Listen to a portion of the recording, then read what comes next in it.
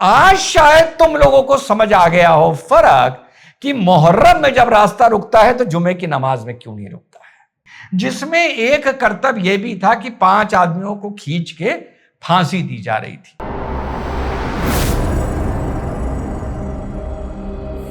Hello नमस्कार सत श्री अकाल अस्सलाम वालेकुम, कैसे हैं जनाब। तो पहले बात हरिद्वार की, दिल्ली की, संभल की, रतलाम की, मुहर्रम के अनोखे जलूसों की, दिल्ली में पत्थरबाजों की, और उसके बाद कितने मर गए ताजिए की हाइट के चक्कर में उसकी, और एंड में अपने मुसलमान भाइयों को आज फर्क समझाऊंगा जो पहले समझाने की कोशिश की थी कि नमाज का रास्ता रोकना और जलूस का रास्ता रोकना में क्या फर्क होता है। तो साहब चलते हैं सबसे पहले हरिद्वार में 1-2 दिन पहले पटरी गांव के आसपास एक गांव में 2 समुदायों के बीच में बवाल हो गया। पुलिस पहुंची, भाई लोगों ने उन पर पथराव कर दिया। पथराव करने के बाद वैसे ही वहां पर ऑपरेशन प्रहार चल रहा है, स्ट्रीट ऑर्गेनाइज क्राइम को लेके एक कानून बना है। तो साहब पथराव के बाद जब पुलिस ने ड्रोन चलाने शुरू करे तो कई छतों पर पत्थर पड़े हुए नजर आए। जिससे भी पूछा गया उसने यह बताया कि हमारे यहां कोई कंस्ट्रक्शन हुआ था तो उसके पत्थर हमारी छत पर पड़े हुए थे। वो बात अलग है कि 8 छतों पर जहां पत्थर पड़े थे वो 8 की 8 छतें भाइयों की थी। बाकी और किसी गैर मुसलमान की अगर कंस्ट्रक्शन हुआ भी था तो जाहिर सी बात है छत से पत्थर हटा दिए गए थे। तो इसके चलते वहां पर माशाल्लाह 9 लोग गिरफ्तार हो गए हैं। अब बात करते हैं हम साहब सागरपुर की, दिल्ली की, जहां पर पत्थरबाजी की घटना सामने आई है। क्या है यह मामला, दिल्ली ही मैंने फोन करके पूछ लिया क्योंकि अभी मीडिया यही बता रहा है कि हनुमान चालीसा का पाठ हो रहा था, उस पर पत्थर चले, इतना ही बता रहा है। चलिए थोड़ी सी मैं डिटेल बता दूं। हुआ यह कि यहां पर जब मुहर्रम का जुलूस निकला तो उसमें कुछ इस तरह की करतबबाजी की गई, अनोखे अनोखे विचित्र काम किए गए, जिसको लेके वहां के लोगों ने, लोकल लोगों ने कुछ आपत्ति करी, उस पर कुछ कहा सुनी हुई। ठीक, विचित्र कामों को लेके, विचित्र काम भी अभी हम कवर कर लेते हैं कि कैसे कैसे विचित्र काम हुए हैं। उसके विरोध में वहां पर हनुमान चालीसा का पाठ रखा गया। हनुमान चालीसा के पाठ में अगल बगल से लोग भी पहुंचे। जब वहां पर मुहर्रम का जुलूस निकल गया और वहां पर हनुमान चालीसा का पाठ रखा गया तो यह बात भाई बर्दाश्त नहीं हुई और वहां पर पत्थर चल गया। और पत्थर चलने के बाद राजधानी का मैटर है, पुलिस हरकत में आ गई, लाठी डंडा सब पर बजाना शुरू कर दिया है और लोगों की गिरफ्तारी करनी वहां पर शुरू कर दी है। अब यहां का तो मेरे पास कोई विजुअल नहीं है जो सागरपुरी दिल्ली में जो भी वहां से मुहर्रम का जुलूस निकला उसको लेके लोगों ने शिकायत की थी। ये मैंने आपको बताया, जुलूस को लेके नहीं करी थी, उसमें जो अजीब अजीब करतब करे गए उसको लेकर शिकायत करी थी। अब जैसे बहुत से करतब इस बार जुलूस में आप लोगों को माशाल्लाह देखने को मिले होंगे, जिसमें एक करतब यह भी था कि 5 आदमियों को खींच के फांसी दी जा रही थी और पीछे उसके जो डायलॉग बाजी चल रही थी और वो गाना चल रहा था वो यही चल रहा था कि हमसे पंगा ना लेना, हमसे पंगा लोगे तो हम तुमको बर्बाद कर देंगे। कुल मिलाकर एग्जैक्ट ये तो वर्ड्स नहीं थे पर कुल मिला के मामला, गाने का वर्ड्स जो लिरिक्स थे वो यही थे। फिर कुछ आपने कुछ चीजें कम्युनिटी गाइडलाइंस के बारे में नहीं दिखा सकता। जब जलूस निकले तो बड़ी आर्टिफिशियल मशीन गन्स इस बार इस्तेमाल हुई हैं। हमें जितना पहले याद था ब्लेड इस्तेमाल होता था, छोटी छोटी छुरियां इस्तेमाल होती थी, वो एक परंपरा थी, वो पुरानी चली आ रही थी। लेकिन इस बार ये बड़ी बड़ी हथियार इस्तेमाल हुए हैं।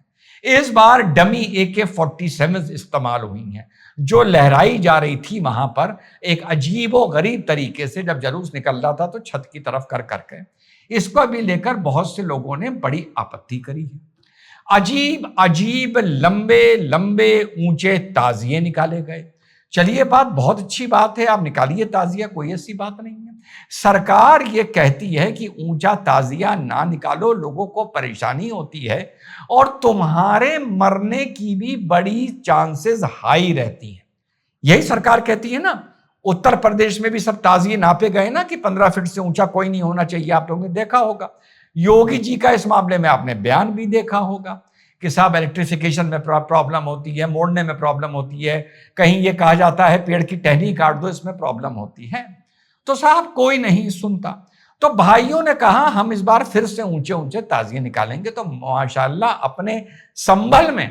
अपने संभल में जो रिपोर्ट आ रही है कि 2-3 लोग वहां पर हलाक हो गए क्योंकि ताजिया जाकर हाई टेंशन वायर में छू गया। मध्य प्रदेश में रतलाम से खबर आ रही है, या कोई और शहर है, I am missing the name, आप लोग सर्च करके देख सकते हैं, जहां पर रेलवे फाटक से माशाल्लाह ताजिया निकाला जा रहा था और ऊपर से रेलवे इलेक्ट्रिफिकेशन चल रहा था और वहां पर ताजिया टच कर गया और यहां भी 2 भाई जलकर इलेक्ट्रिक्यूशन से मर गए। ये 2 किस्से तो बहुत ही ज्यादा वायरल हो रहे हैं। कुल मिलाकर जिस चीज के लिए सरकारें बोलती हैं कि अगर ये काम करोगे तो भाई तुम्हारे मरने की चांस है। अब भैया अगर मरना ही है तो कहीं छत से कूद जाओ, कहीं ट्रेन के आगे आ जाओ, या अगर तुम्हें यह पता है कि अगर ताजिए निकल रहे हैं उस टाइम मरोगे तो फिर सीधे जन्नत पहुंच जाओगे तो अलग बात है। लेकिन जब इस तरीके से मरते हो तो सरकार को भी प्रॉब्लम होती है, फिर पोस्टमार्टम होता है, फिर उसकी पूरी तहरीर लिखी जाती है, फिर उस पर रिपोर्ट लगती है, बहुत प्रॉब्लम आती है। और सबसे ज्यादा मजेदार खबर तो भोपाल से आई है। भोपाल में जब ये 2 लोग वहां इलेक्ट्रिक्यूशन से जलकर मरे हैं तो आपको पता है वहां पर लोगों ने शिकायत क्या की है।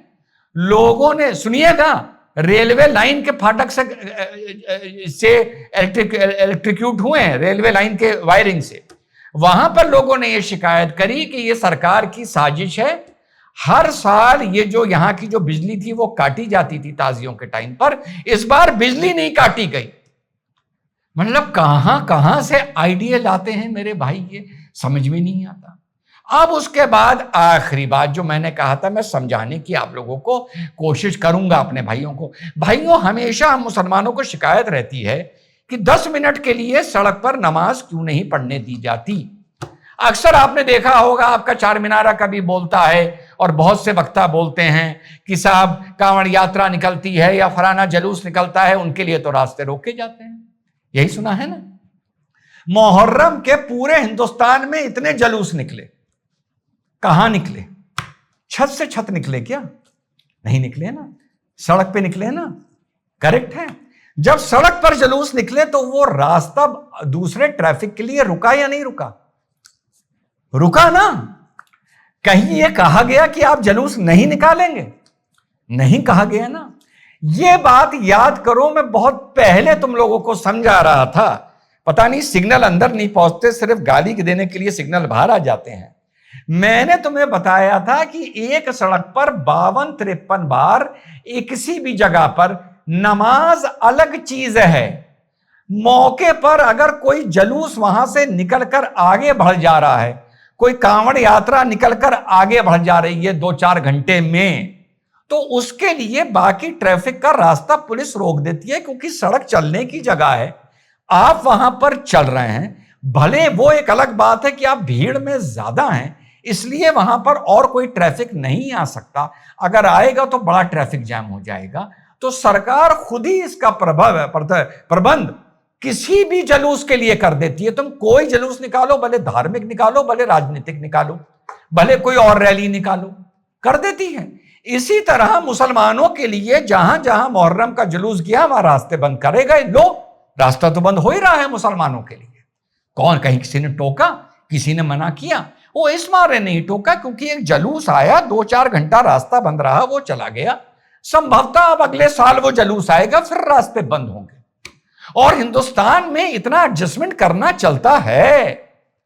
लेकिन अब तुम ये कहने लगो कि किसी सड़क पर साल में 53-54 बार ईद की मिलाकर, दोनों ईद मिलाकर तुमको नमाज पढ़ने के लिए 10, 15, 20 मिनट के लिए रास्ता रोका जाए तो वो नहीं रुकेगा। आज शायद तुम लोगों को समझ आ गया हो फर्क कि मुहर्रम में जब रास्ता रुकता है तो जुमे की नमाज में क्यों नहीं रुकता है। अगर समझ आ गया हो।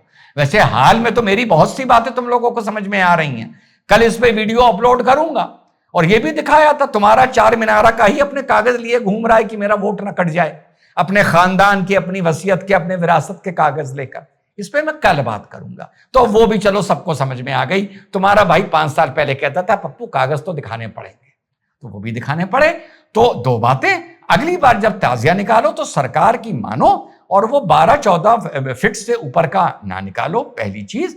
और दूसरी चीज, अपने दिमाग से ये बीमारी निकाल लो जो तुम्हारे नेता तुम्हारे लोग जहन में डालते हैं कि जानबूझकर जुमे की नमाज रोकी जाती है। अगर जानबूझ के जुमे की नमाज रोकनी होती तो जानबूझ के मुहर्रम भी रोक दिया होता। कहीं हिंदुस्तान से कोई खबर आई कहीं मुहर्रम रुका है, लेकिन तुम लोगों को मानोगे नहीं, क्योंकि खाना ही हजम गाली देकर होता है। जय हिंद, वंदे मातरम, खुदा हाफिज।